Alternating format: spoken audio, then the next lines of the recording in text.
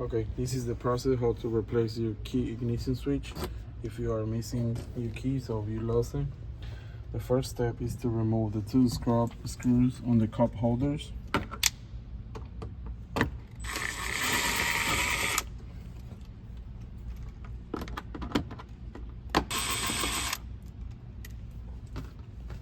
After that, you want to pull the cup holder towards the seat. Slide it on the side. After that, we are going to unplug the connector. We're going to remove the connector, as you can see.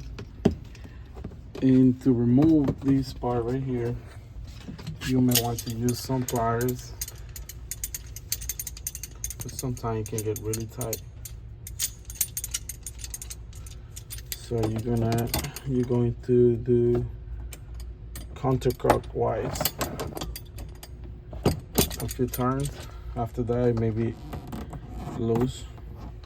Then you can turn it out with your fingers.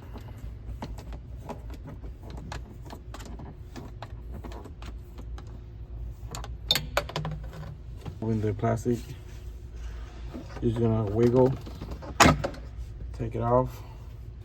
Then to put the new one back in, you're going to connect it again. Make sure it locks in place. After that, you're going to align these right here with the little hole on top. And to do that, you're going to want to wiggle around again. After that, you're going to secure it with the plastic cap.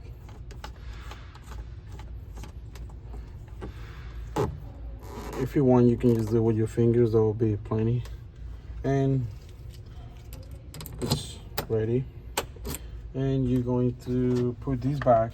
We have two types of cups holder. Ones that you can just slide it, and the other one that has two holes that you have to insert the clips first. But this one, we're going to just slide it, align, and slide in. After that, we're going to secure with the two bolts.